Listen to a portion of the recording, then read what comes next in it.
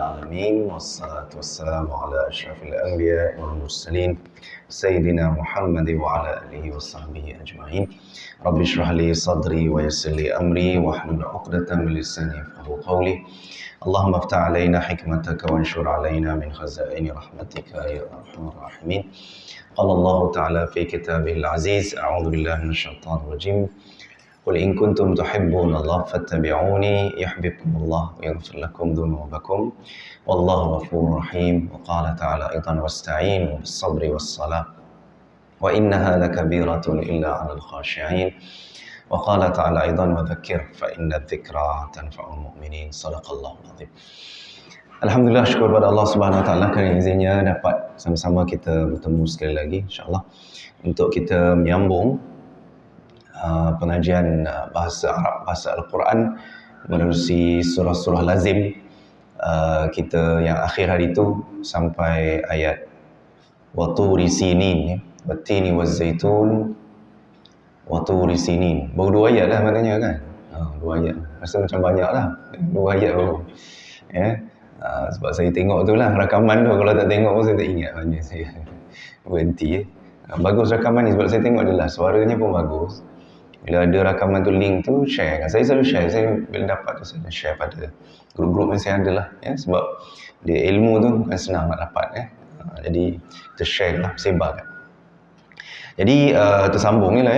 Saya berdiri lah macam biasa. Ayat yang berikutnya adalah wa hadzal baladil amin. Wa hadzal baladil amin. Wa hadza al-baladil al-amin.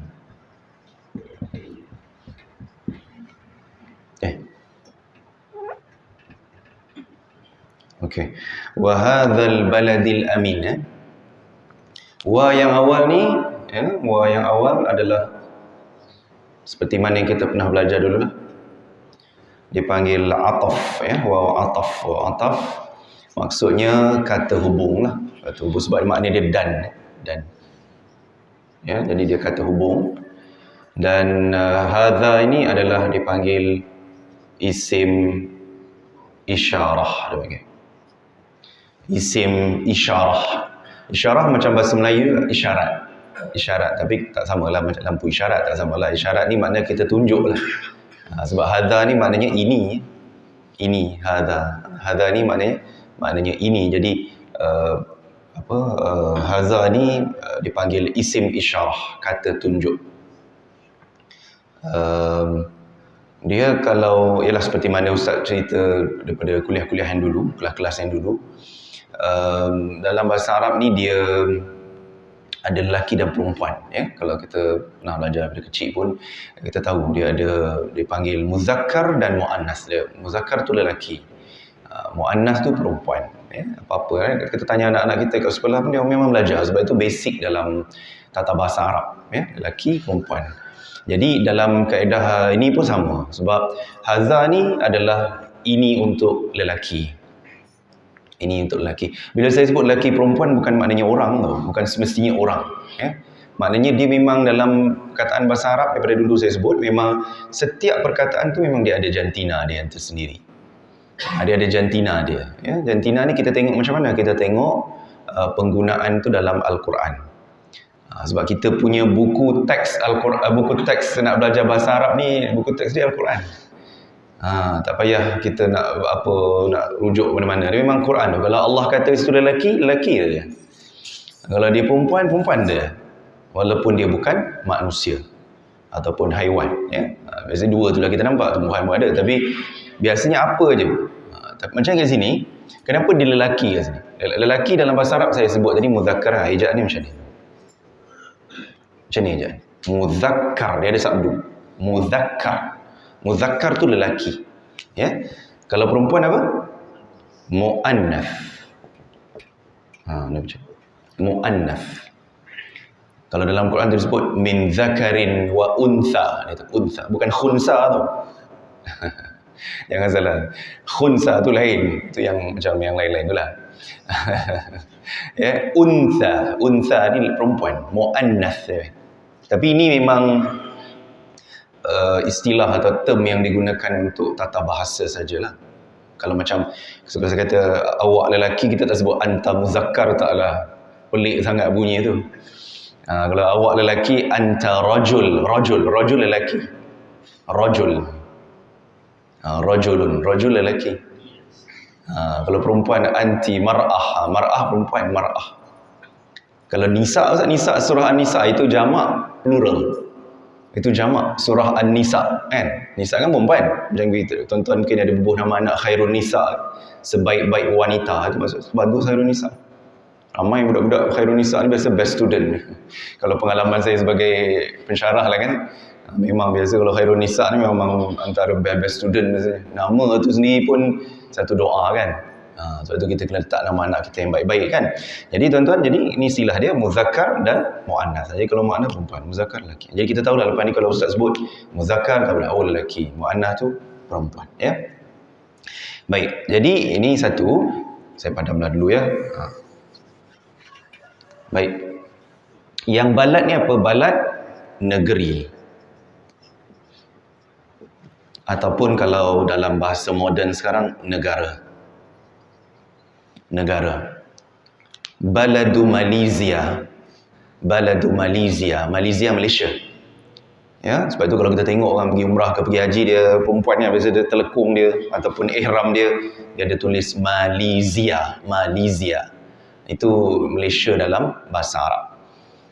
Tapi pelik, Indonesia tak ada pula Indonesia. Dia Malaysia jadi Malaysia, dia pakai zai. Kalau kita sebut Malaysia dah jadi Jawi. Jadi kalau orang Arab dia sebut Malaysia, Malaysia. Dia pakai zai. Itu yang pelik tu. Bahasa Arab ni dia, kalau Indonesia tak ada pula. Indonesia pula. Tu. Tak tahulah tu, sebab istilah-istilah ni memang dah digunakan lama. Jadi kita kena terima dah. Redha je lah. Kalau Malaysia tu bahasa Arab dia Malaysia lah dia.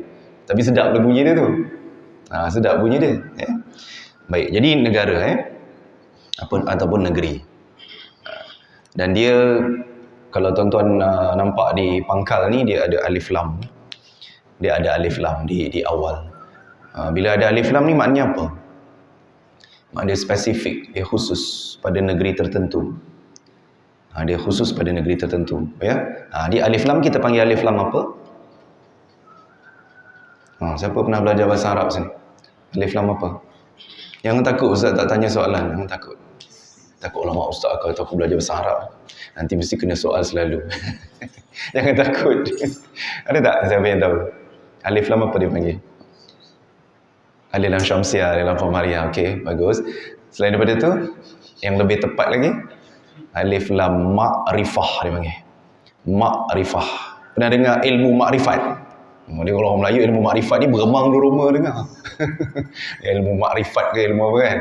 Dia tak ada apa sebenarnya, kita je yang menamakan dia dan kita sendiri beremang dengan nama tu. Tak ada apa pun. Makrifah ni maknanya kata nama khas, itu je.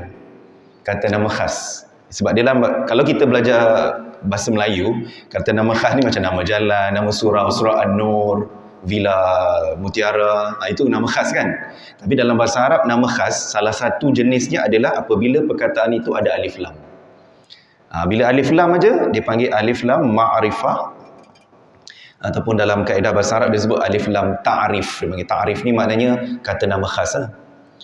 Jadi bahasa Arab ni dia agak mudah juga. Apa saja kita nampak alif lam, semua kata nama khas. Kita baca nama Allah Asmaul Husna kan, Ar-Rahman, Ar-Rahim, Al-Malik, Al-Quddus, As-Salam, semua alif lam kan. Dan alif lam ni kalau dalam bahasa Inggeris dia panggil the. Kan kalau the ni dia spesifik kan, bila dalam belajar bahasa Inggeris lah, the. Ya, atau bahasa Melayu dia boleh diterjemahkan itu ataupun ini. Tapi sebab kat sini dia dah ada hazar, dia dah ada ini. Dekat sini makna ini. Ini makna dia. Jadi kita tak perlulah nak terima itu lagi, tak adalah. Cuma dia memang spesifik lah. Bila ada alif lam, kalau tuan-tuan baca Quran, jumpa apa-apalah kita duk baca Fatihah tu, banyak alif lam dalam tu kan. Betul baca Fatihah yang kita baca hari-hari tu, memang banyak, majoriti perkataannya ada alif lam. Maknanya setiap perkataan tu adalah perkataan-perkataan yang khusus atau perkataan yang spesifik ya kepada sesuatu. Jadi negeri, ini negeri. Nanti saya ceritalah negeri negara tu apa tu. Mungkin tuan-tuan dah tahu pun sebenarnya ya, negeri apa dekat sini yang dimaksudkan. Kemudian Al-Amin. Wa hadzal baladil amin. Amin apa makna amin? Amin ni dia ada beberapa maksud ya. Kalau di sini maksud dia aman lah. Negeri yang aman. Kalau kita letak nama orang amin, maksudnya orang yang amanah ya. Amin orang yang amanah. Aminah orang yang amanah untuk perempuan. Sebab itu beza lelaki perempuan ni senang kita nak detect dalam bahasa Arab. Amin lelaki, aminah perempuan. Kalau Melayu kita tulis AH lah. Kalau bahasa Arab ta marbutah, ta bulat. Ta bulat ada titik dua. Macam ni amin, aminah. Nampak ada ta dekat belakang itu adalah tanda-tanda perempuan. Tanda-tanda mu'annas saya sebut tadi kan, muzakkar mu'annas. Jadi mu'annas tu itu kalau ada ta. Sebab itu kita letak nama orang Farid, Faridah. Kan Farid lelaki, Faridah perempuan. Apa lagi nama yang kita tambah ta je kat belakang? Syamsir. Syamsir jadi apa? Syamsirah. Tak ada. apa? Syamsiah Okey. Acceptable, boleh diterima. Lagi apa lagi perkataan yang khairiyah contohnya. Okey, bagus. Zakiyah, bagus. Ya, siapa lagi nama kawan-kawan Jumaah Surau kat sini yang kita nak panggil? Izzati contoh kan. Itu juga boleh. Ataupun ada yang nama yang dua-dua lelaki perempuan boleh pakai. Fairuz. Ada nama lelaki Fairuz, ada nama perempuan Fairuz. Ada nama lelaki Firdaus, nama perempuan Firdaus pun ada juga. Kan? Jadi, yalah bahasa Arab ni macam itulah. Sebab memang ada perkataan dalam bahasa Arab yang dia tu nak kata lelaki pun boleh, nak kata perempuan pun boleh. Dia begitu, ada. Tapi dia bukan terkeliru jantina tau. Bukan kekeliruan jantina ya. Tetapi begitu dalam kaedah bahasa Arab ni kadang ada yang perkataan tu dia lelaki pun boleh, perempuan pun. Nantilah kalau kita jumpa kita cerita panjang Baik, jadi Al-Amin ni kalau di sini maknanya aman lah. Dan demi negeri yang aman ini. Apakah negeri yang aman dimaksudkan di sini? Selangor Darul Ihsan kah? Negeri kan? Selangor kah? Bukan. Ini apa negeri apa ni? Makkah Al-Mukarramah, sudah tentu. Kalau kita ingat balik yang kita belajar pada kuliah hari itu nanti tuan-tuan boleh rujuk dalam YouTube tu, kita belajar tentang kisah Nabi Adam. Ingat saya sebut itu kan, kisah Nabi Adam watin tu kan, yang Nabi Adam tutup aurat baginda dengan daun pokok tin kan. Lepas tu Zaitun cerita pasal Nabi Nuh, macam mana peristiwa banjir dan sebagainya. Dah selesai banjir, Allah utuskan burung untuk bawa daun pokok zaitun untuk sebagai tanda bahawa banjir itu dah surut ya. Kemudian waktu Risinin Gunung Tursina Gunung Sinai, kisah Nabi Musa, Nabi Isa ni Ustaz dah cerita itu, dan Ustaz ada sentuh juga masa Ustaz tengok dalam YouTube tu. Ustaz cerita pasal bagaimana Nabi SAW pun kalau katakanlah ayahandanya tu disembelih oleh datuknya, maka Nabi SAW tak wujud kan. Saya cerita itu sebab kisah dia macam Nabi Ismail dan Nabi Ibrahim juga. Tapi semua takdir Allah SWT.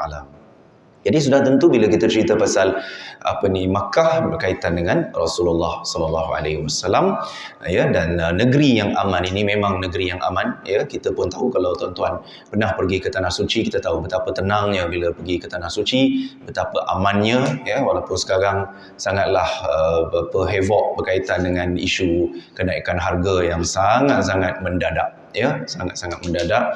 Itu memang hal-hal orang sana lah tu. Kartel-kartel di sana pun ada kartel juga lah. Walaupun depan tu Kaabah, tapi kalau dia nak sailang nak apa, dia buat juga. Dia peduli apa ya. Sebab ni punya besar. Fulus mafi fulus, mafi hotel mafi ya. Hotel meningkat harga dia. Saya survey jugalah, ingat nanti nak pergi jugalah bulan raya tu pun nak pergi lah tengok. Tanya juga dengan kawan-kawan kan. Ada ramai orang kata nak buat DIY apa semua kan. Saya cerita sikit. Bukan tak boleh tahu DIY ni tuan-tuan. Tak ada masalah. Sebab saya rasa tuan-tuan pun, yalah mungkin kita biasa. Kalau tak selalu pun kita pernah travel. Dan kita boleh beli saja tiket online. Ya, kita tengok Skyscanner, kita boleh check harga tiket dan kita boleh beli hotel, booking.com ke apa ke kan. Tapi kita kena faham tau, bila kita pergi umrah ni, dia bukan hanya sekadar kita berjalan, kita beli tiket, kita duduk hotel atau jalan sana sini macam kita pergi Thailand ke, pergi mana ke, ya, pergi Indon ke, pergi mana. Dia berkaitan dengan ibadah. Sebab ramai orang buat DIY, ya, faham betul-betul tak hukum umrah tu. Dia saya yang dah biasa pun, ya, saya berbelah-belah kali pergi, haji 2 kali saya pergi. Walaupun saya belajar dengan tabung haji, tapi setiap kali saya saya ada dalam grup-grup tabung haji dan sebagainya. Kita akan belajar benda baru dalam hukum-hukum contemporary tu, hukum-hukum terkini. Kadang macam mana kalau macam ni, macam mana kalau macam ni, macam mana kalau macam ni. Dia bukan hanya kita berjalan, okey kau pergi tawaf, kau pergi sa'i, kau. Dia ada hukum-hukum sampingan. Kalau kita sendiri tak ada pembimbing, takut-takut umrah kita tu tidak sah. Sebab itu bukan saya tak bagi kalau nak pergi DIY dan sebagainya kan, ataupun kita nak promote travel agent ke apa ke. Bukan itu masalah. Sebab bila kita pergi dengan travel agent, kelebihan dia sebab apa? Dia ada mutawif. Bila dia ada mutawif, maksud apa? Dia ada pembimbing, dia ada ustaz dia ada ustazah dia. Jadi kalau kita was-was, ragu-ragu dengan hukum hakam, itu bagusnya ada ni. Memanglah kita kena bayarlah lebih sikit sebab dia orang pun nak bayar mutawif tu semua kan. Takkan nak makan dengan cinta dan kasih sayang je. Semua nak kena dibayar kan. Every service kan nak kena bayar. Jadi tak apalah, DIY je lah. Okey, kalau tuan-tuan faham hukum tak ada masalah. Dan saya tak kata DIY itu salah, tak. Tapi kalau ada DIY tapi ada ustaz yang mengiring, okey, tak ada masalah. Itu kita kena faham tuan-tuan. Kalau kita nak pergi umrah DIY sila, tapi kena faham hukum betul-betul. Saya sendiri nak pergi pun jarang saya buat DIY. Walaupun saya pergi dengan keluarga, saya tetap kalau DIY pun saya pergi. Maknanya saya tak join jemaah lah. Saya pergi sendiri dengan family saya. Tapi sebab kita ada knowledge, kita ada ilmu, itu pun kadang-kadang kita masih lagi tertanya-tanya dalam beberapa perkara. Apatah lagi kalau kita first time. Kalau first time saya galakkan sangat pergi ikut travel lah, jangan DIY. Kalau DIY tu, kalau ustaz tu buat DIY tapi kita ikut ustaz tak apa. Sebab dia benda-benda macam ni berkaitan dengan hukum tau, bahaya. Sebab bila kita balik, umrah kita tak sah. Minta maaf saya sebut. Umrah kita tak sah. Lepas tu nanti kita bersama dengan isteri kita. Macam mana tu? Apa hukum tu? Sebab bila kita dalam ihram, kita tidak boleh melakukan persetubuhan. Kalau umrah kita tidak sah, maknanya kita masih dalam ihram. Balik Malaysia, kita bersetubuh. Macam mana tu? Minta maaf lah saya cakap pasal tu kan. Sebab dia, ibadat ni kita tak boleh anggap dia sesuatu yang remeh. Sebab ibadat umrah ni kita tak buat dia tiap-tiap hari. Solat 5 waktu sehari semalam kita buat, kita pun tahu macam mana nak solat, apa dia yang wajib, apa yang tak wajib. Sekurang-kurang kita tahulah basic dia kan. Tapi kalau umrah, jangan bawa main. Sebab itu ada jemaah-jemaah tanah suci dah sampai kat sana. Yelah, dengan ustaz kat sana. Dia tanya juga Dr. Azlan. Mesej juga Dr. Azlan sebab dia yakin dengan ustaz. Dia mesej, Ustaz ni cakap macam ni betul ke macam ni? Dia rujuk ke saya juga. Saya dekat Malaysia ni, dia dekat sana. Sebab bila kita ragu-ragu dengan sesuatu, memang kita akan rujuk dengan guru yang kita rasa yakin. Sebab itu kita kena hati-hati nampak umrah ni. Tu saya cerita sikit lah. Kebetulan cerita pasal Mekah kan. Dia sebenarnya cerita tu seronok, banyak cerita. Tengah pukul 7.30 kan, tak habis pelajaran ni kan. Okey, jadi ni cerita dia. Dan kita tahu bahawa ini adalah salah satu daripada nama Makkah. Macam saya cerita daripada dulu lagi, kalau ada satu situasi ataupun satu tempat atau satu orang atau satu apa je, kalau dia ada keistimewaan, pasti dia akan ada banyak nama. Banyak nama maksud. Macam saya cerita dulu kan, nama Allah ada banyak. Allah tu satu, tapi nama Allah ada 99. Rasulullah SAW manusia istimewa. Namanya ada 200 nama Rasulullah, bukan satu dulu. Makkah pun ada banyak nama. Makkah apa nama? Makkah tu satu. Kalau kita belajar, kita baca Quran, Bakkah pun, Makkah dengan Bakkah, dia ada mim, dia ada ba. Bakkah pun nama Mekah juga. Ummul Qura, tuan-tuan pernah dengar Universiti Ummul Qura dekat Mekah? Ummul Qura tu juga adalah nama Mekah. Ummu ibu kan, Umi. Ya, mungkin ada anak tuan-tuan panggil isteri tuan-tuan Umi. Umi maknanya ibu, Ummu. Al-Qura kampung, ibu segala kampung, ibu segala bandar, Mekah lah. Jadi dia ada banyak nama Mekah banyak. Itu saya bagi sikit-sikit saja. Tapi memang banyak, lebih daripada 10 nama Mekah. Ya, jadi kalau macam selain daripada tu, Mekah juga dipanggil Al-Masjidul Haram. Walaupun kita tahu kalau Masjidul Haram tu yang kita nampak sekarang lah, masjid yang ada Kaabah tu kita panggil Al-Masjidul Haram. Tapi kalau dalam Al-Quran, Al-Masjidul Haram juga maksudnya adalah Makkah keseluruhannya. Sebab itu kalau orang solat di dalam kawasan Makkah, selagi kita berada di dalam tanah haram Makkah, pahalanya berapa? Kalau sembahyang tanah haram ni, tahu pahala dia berapa? 100,000. Sebab itu orang berebut nak pergi Mekah. Kena scam macam mana pun nak pergi Mekah juga. Kalau lah Mekah dengan Madinah tu boleh bawa balik ke villa, ke Suma ni, kan best.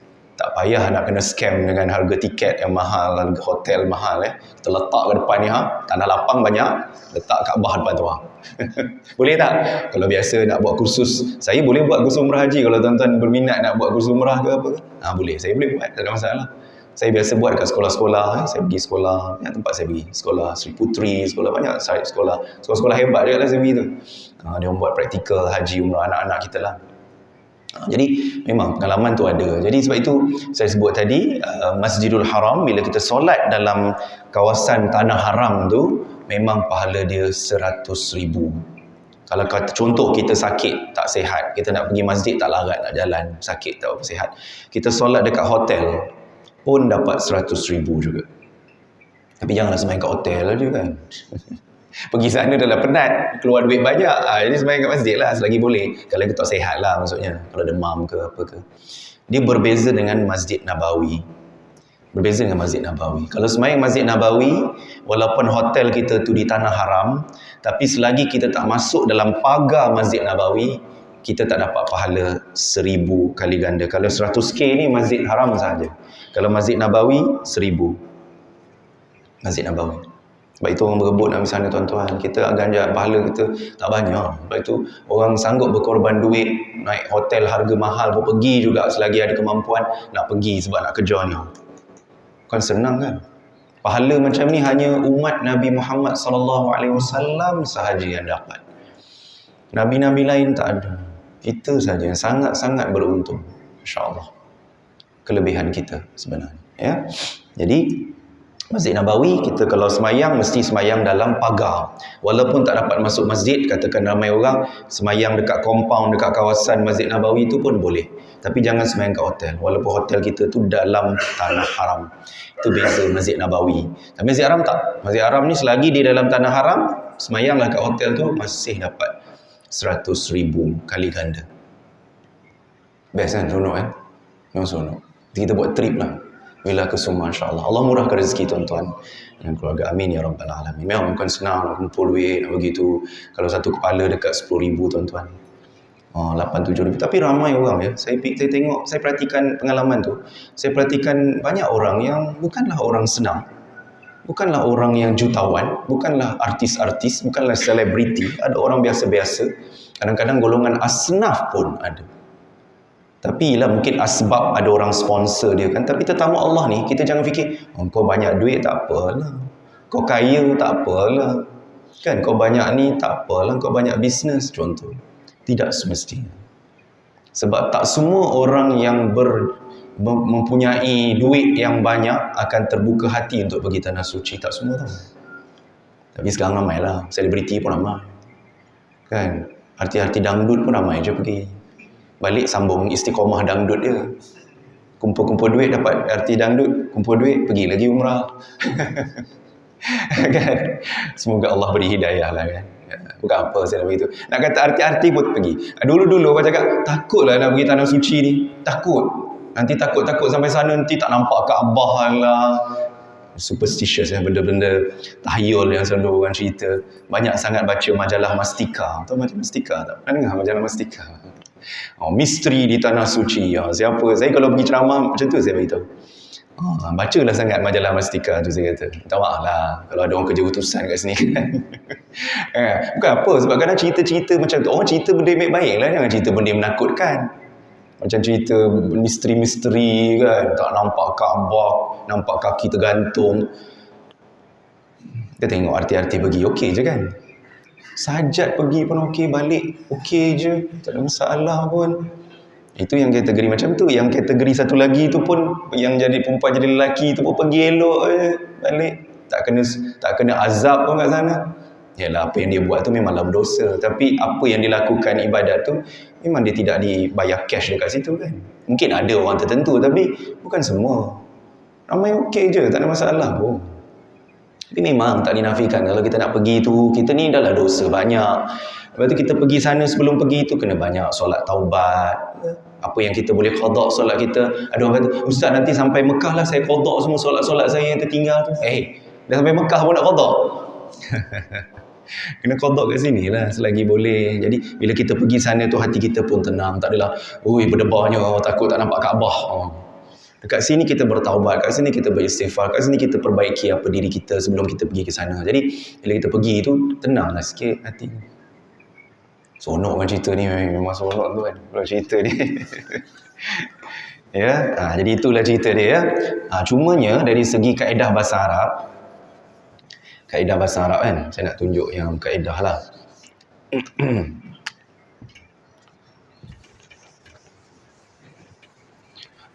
Macam saya cerita pada kuliah yang dulu tentang apa tu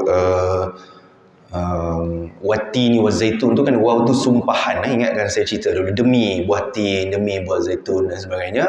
Jadi waw sumpahan tu kan yang saya panggil waw qasam atau waw sumpahan. Dan saya bagi tahu waw qasam ni dia efek waw qasam tu dia akan menyebabkan perkataan-perkataan selepasnya baris bawah. Wattini wazzaituni wa turi sinina wa hadzal baladil amini. Dia efek dia selagi ada kaitan daripada demi buah tin, buah zaitun apa semua tu sampai ayat ketiga ni, sebab dia masih relate, dia masih ada kaitan. Sebab itu dia waw tu dia ada waw demi yang awal dan waw yang lain tu semua waw dan, kata hubung, waw dan sambung. Jadi maknanya bila kita tengok dekat sini, maknanya memang dia berbaris bawah lah, di baris bawah.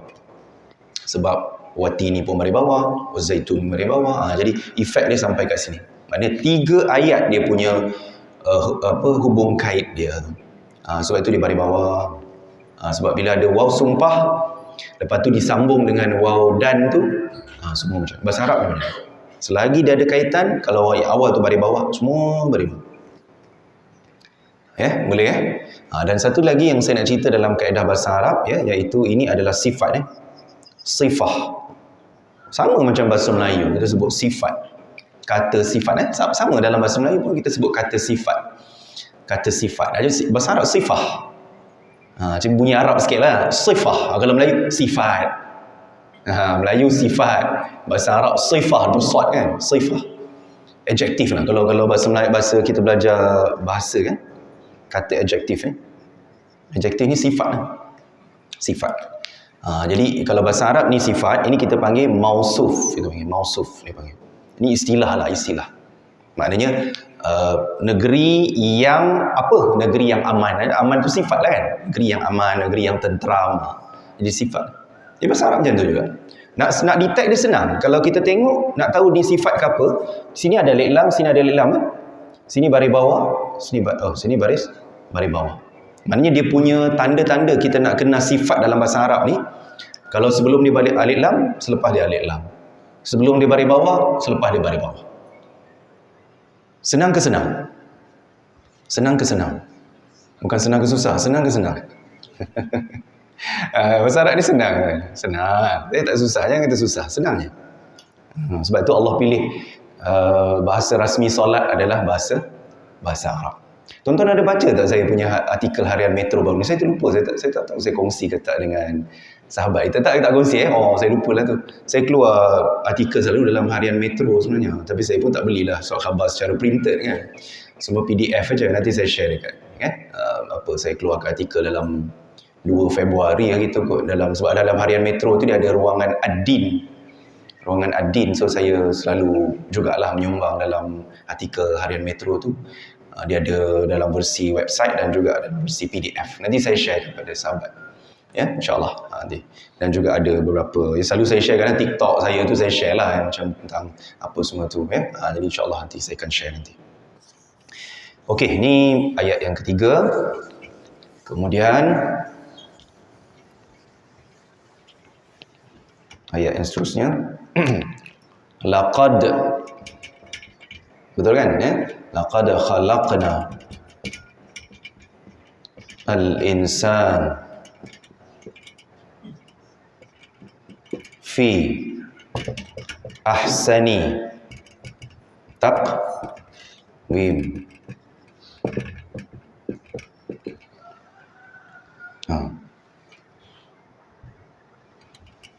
Okey, mari banyak sikit perkataan lah sebab dalam ayat ni panjang sikit.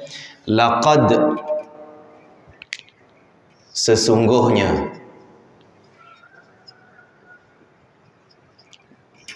Dia dalam bahasa Arab ni, kalau qad saja pun dah sesungguhnya. Kalau laqad, lagi hebatlah dia punya penguat dia tu, sebab dia double. Kalau kita nak translate lebih mendalam, sudah pasti sesungguhnya, begitulah seolah-olah sudah pasti sesungguhnya ataupun nescaya sesungguhnya, bahasa-bahasa lama kan sebut. Maknanya di situ ada double penguat, la satu, qad satu. Tuan-tuan pernah dengar ayat surah Al-Mu'minun, qad aflahal mu'minun? Biasa kita dengar kalau kita baca surah Mu'minun tu kan, yang pangkal ayat ciri-ciri orang-orang beriman kan, surah Al-Mu'minun, qad aflahal mu'minun alladhina hum fi salatihim khashi'un kan, itu kan. Itu qad aja tu depan dia tu, sesungguhnya berjaya orang-orang beriman kan. Tapi ni Allah SWT dalam ayat ni Allah guna dua, double. Maknanya bila penguat ni double, fakta yang nak disebut selepas itu tak ada siapa yang boleh menyangkal kebenaran. Itu kelebihan kita mempelajari bahasa Al-Quran. Kita boleh nampak, Masya Allah. Maknanya bila ada benda tu, tak ada siapa yang boleh bertikai. Tak ada siapa. Kalau dia bertikai, maknanya dia kufur pada Allah Subhanahu Wa Taala. Itu bahaya kan. Dan ini kalau dalam bahasa Arab kita panggil apa? Taukid. Taukid ni apa? Penguat lah. Taukid ni makna penguat dalam bahasa Arab. Dia boleh qad, dia boleh inna, selalu kita sebut inna a'tayna, inna anzalna, ya. Inna itu penguat. Macam kita mengucap 2 kalimah syahadah, asyhadu an la ilaha illallah wa asyhadu anna Muhammadar Rasulullah. Jadi anna tu juga penguat. Cuma apa beza anna, inna dengan qad? Beza dia apa? Ini kita kena belajar bahasa Arab. Tuan-tuan fokus ya. Kalau inna, anna, selepasnya kata nama, noun. Selepasnya kata nama, isim dalam bahasa Arab, isim. Jadi kalau inna ataupun anna, selepas dia apa? Kata nama, isim. Isim ni kata nama. Noun lah ya. Kata nama. Tapi kalau qad, selepasnya kata kerja, kata perbuatan. Verb, kata kerja. Yang ini kata nama, inna, anna. Sebab itu kita biasa dengar inna anna Muhammadan, asyhadu anna Muhammadan Rasulullah. Muhammad kata nama. Dia tak boleh asyhadu qad Muhammad. Tak boleh, qad tak boleh. Walaupun sesungguhnya makna sama. Tapi qad ini special untuk kata kerja saja. Perbuatan. Dia tak boleh digunakan kata nama. Istimewa kan bahasa Arab ni, dia dah khusus siap. Dia punya pembahagian. Baik. Yang ini khalaqna, kami telah ciptakan. Kami telah ciptakan. Khalaqna, kami telah cipta. Dan ini menunjukkan bahawa ia adalah bila telah past tense kan, benda dah lepas. Jadi dalam bahasa Arab dipanggil fi'il madhi. Fi'il madhi. Fi'il madhi maksudnya past tense, benda dah lepas, kata kerja yang telah berlaku. Sebab itu dia, kalau kita tengok dia punya tanda-tanda dia adalah, kita nampak dekat sini ada nun alif dekat belakang. Dia biasa kalau ada nun alif kat belakang ni memang tanda-tanda dia adalah kata kerja telah berlaku atau past tense, atau benda yang dah lepas. Fi'il madhi dipanggil dalam bahasa Arab. Fi'il madhi. Jadi kami lah, nun alif. Macam kita baca doa lah, Rabbana, Atina, na tu kami. Dia senang kita nak belajar bahasa Arab sebenarnya, sebab kita dah biasa dengar pun. Kemudian al-insan, jelas lah. Al-insan apa? Manusia. Manusia. Fi ni dia ada banyak maksud. Dia boleh makna di, dia boleh makna pada, dia boleh makna dalam. Dia banyak maksud. Dia banyak maksud. Jadi kat sini bolehlah saya terjemah yang mudahnya dalam lah. Dalam ahsan. Ahsan apa ahsan? Ahsan ni terbaik atau paling baik. Macam nama orang Hasan lah. Hasan, Hussein, Hasan, Hussein, Hasanah, Husna. Itu maknanya semua baik. Tapi dia bukan baik je. Paling baik. Terbaik. The best. Terbaik. Mana datang mana datang paling ni? Dekat mana? Dekat alif. Ada alif tu dia jadi terbaik. Kalau tak ada alif dia jadi baik je. Kita angkat takbir macam mana? Solat. Allahu Akbar. Dan Akbar. Ada alif tak depan? Ada. Bila ada alif,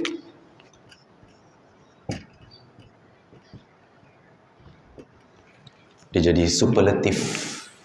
Superlatif. Kata sifat yang menunjukkan makna paling, sangat, maha. Dalam bahasa Arab senang, tambah alif saja depan. Contoh, nama orang ramai. Ashraf. Ada nama tuan-tuan di sini Ashraf. Akmal. Lagi apa? Tuan-tuan tahu kan siapa? Siapa lagi nama yang ada alif depan? Adib. Adib tak. Akbar, Ashraf, Akmal. Azlan tak masuk lah. Sebab Azlan ni dah orang Melayu. Okay. Jadi Akbar, Afdal, Datuk Syafi'i, Afdal. Kita sebut Afdal, bukan Afdal. Afdal, Afdal. Dia bukan Dal. Dal tu kuadal roti canai. Kalau Afdal, Dal, Afdal, Akbar, Ashraf, Ajmal, Akmal. Ini nama-nama orang yang kita selalu sebut. Sebenarnya itu semua superlatif tau. Kalau kita bahasa Inggeris dia the biggest, the smallest, yang the most important kan, kita MOST ataupun dia bahasa Arab ni dia boleh perkataan yang sama dia boleh dua. Superlatif boleh, comparative pun boleh. Dia boleh better than kan, dia boleh macam tu, macam bahasa Inggeris tu lah. Saya suka kongsi bahasa ni sebab apa, saya nak tuan-tuan nampak, sebab tuan-tuan belajar bahasa-bahasa ni tahu macam tu bahasa Arab. Cuma bahasa Arab ni mudah sebab dia tambah alif je depan. Akbar, Ashraf, Ahsan. Dia macam tu je bahasa Arab. Jadi maknanya terbaik. Paling baik. Kemudian satu lagi, takwim. Takwim apa? Takwim. Takwim ni apa?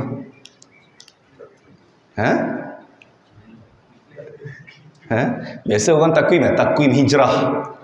Takwim kalender. Kan kalau bahasa sekarang takwim tu kalender. Takwim. Tapi takwim ni memang banyak maksud lah. Tapi kalau dalam ini apa maksud dia? Rupa. Bentuk. Yang selalu kita terjemah kejadian. Kan yang selalu kita dengar ayat ni kan. Manusia tu diciptakan dengan sebaik-baik kejadian, sebaik-baik rupa, bentuk dan sebagainya. So takwim ni maknanya bentuk, rupa. Tapi kalau dalam bahasa moden takwim ni, kalau macam saya lah di universiti kan, kalau saya mengajar, bila kita ada penilaian, evaluation, penilaian, itu dalam bahasa Arab pun takwim juga, penilaian. Macam anak-anak kita periksa. Anak saya sendiri pun yang sulung SPM tahun ni. So SPM tu penilaian, exam tu semua kita panggil takwim. Evaluate, menilai. Penilaian. So tu dalam bahasa Arab takwim. Tapi dekat sini takwim makna bentuk.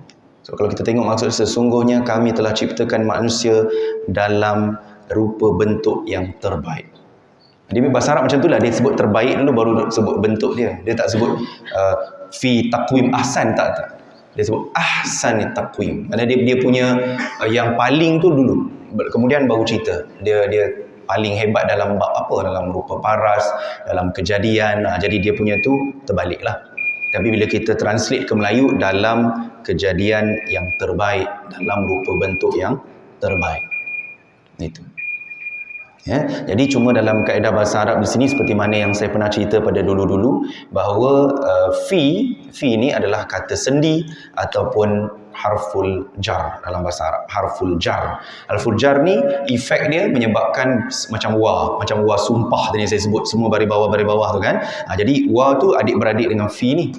Jadi fi ni pun sama, nampak ahsani takwimin. Dia tak boleh fi ahsanu takwimun. Dia tak boleh. Dia mesti baris bawah. Semua baris bawah. Boleh faham tuan-tuan ni? Jelas? Alhamdulillah. Saya sambung satu ayat lagi. Sekejap aja masa ni kan. Rasa baru je start tadi. Ya? Itulah dia.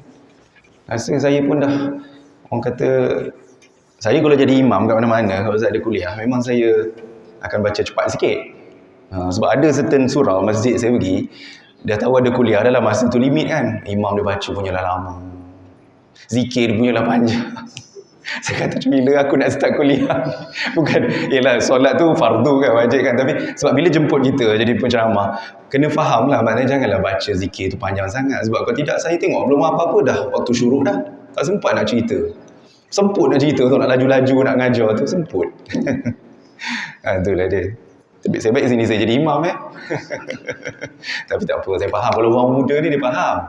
Dia senang sikit nak tolerate Okey, satu lagi last laqad khalaqnal insana fi ahsani taqwim thumma radadnahu asfala safilin. Okey, sebelum kita habislah alang-alang kan, takkan baru dah ajar satu ayat dan nak tutup dah kan.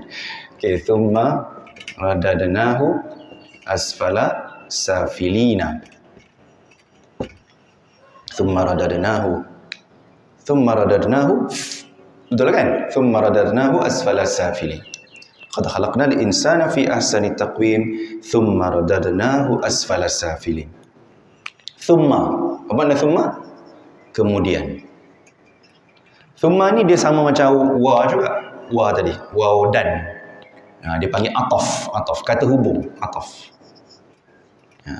Radadnahu, kataannya satu, tapi tak boleh translate dengan satu perkataan bahasa Melayu, tak boleh. Walaupun satu, tapi panjang dia punya maksud. Ya, kami telah kembalikan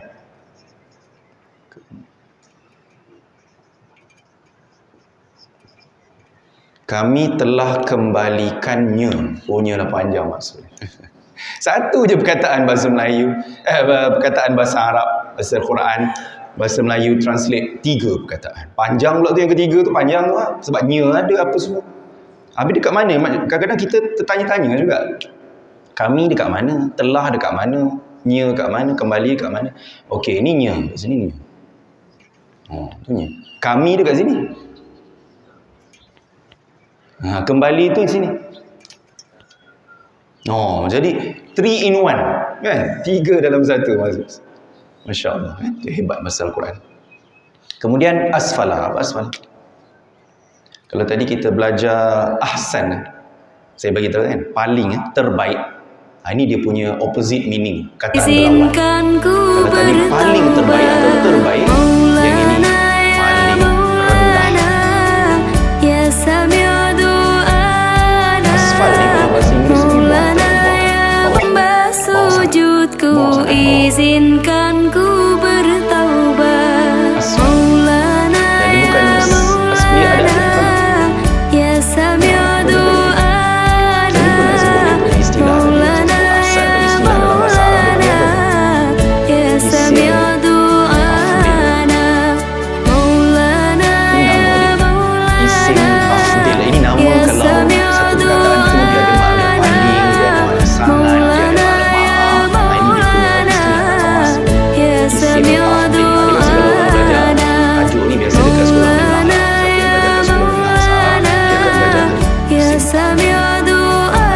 kita ada ambil kelas KAA ke bahasa Arab ke, dia biasa belajar lah. Ya. Okey. Dia bukan setakat paling rendah saja. Safilin. Safilin ni dia ada yanun. Bila ada yanun kat belakang, ini maknanya jamak. Ramai orang. Ni orang ni. Apa makna safilin? Orang-orang yang rendah martabatnya. Orang-orang yang hina kedudukannya. Hina ni bukan hina macam mana? Yang kufur pada Allah, tak beriman pada Allah yang...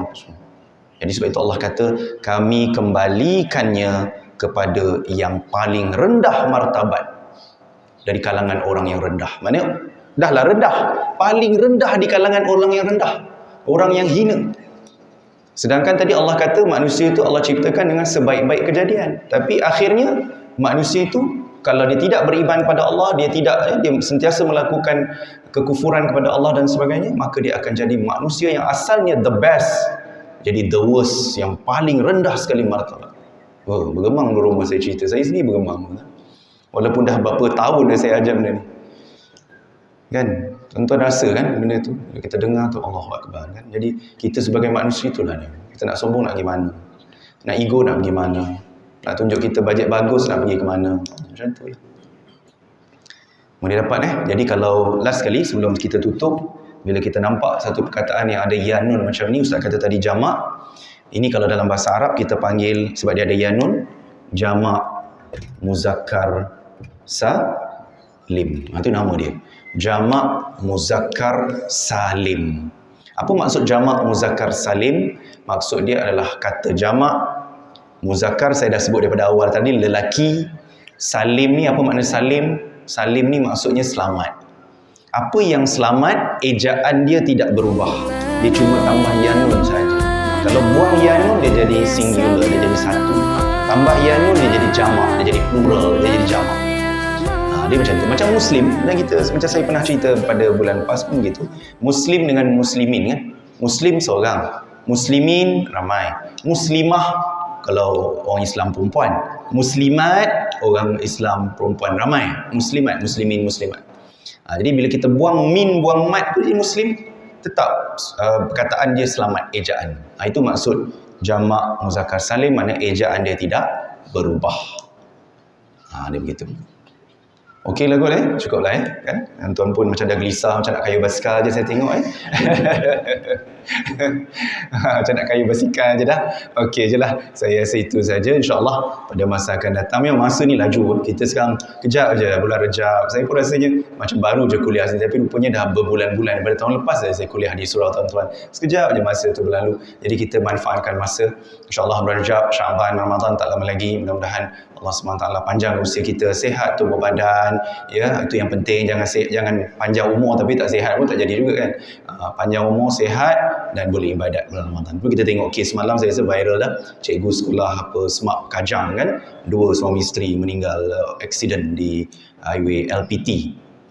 Dan anak sulung dia USIM, anak sulung dia fakulti ekonomi, bukan anak murid saya lah, fakulti ekonomi. 2 suami isteri cikgu Semak. Dia sekolah ke satu sekolah. Dua-dua meninggal. Anak semua hidup. Accident di LPT, Pantai Timur. Kan? Allah yarhamuhum. Inna lillahi wa inna ilaihi raji'un. Allahumma ighfir lahum warhamhum wa'afihim wa'fu anhum. Jadi saya rasa itu sajalah insya-Allah untuk hari ini. Kita akhiri dengan doa. A'udzubillahi minasyaitonirrajim. Bismillahirrahmanirrahim. Alhamdulillahirabbil alamin wassalatu wassalamu ala asyrafil mursalin wa ajma'in. Allahumma faqihna fid din wa 'allimna at-ta'wil. Rabbana atina fid dunya hasanah wa fil akhirati hasanah wa qina adzaban nar. Sallallahu ala sayyidina Muhammad wa alihi wasallam. Walhamdulillahirabbil alamin. Assalamualaikum warahmatullahi wabarakatuh. Izinkan ku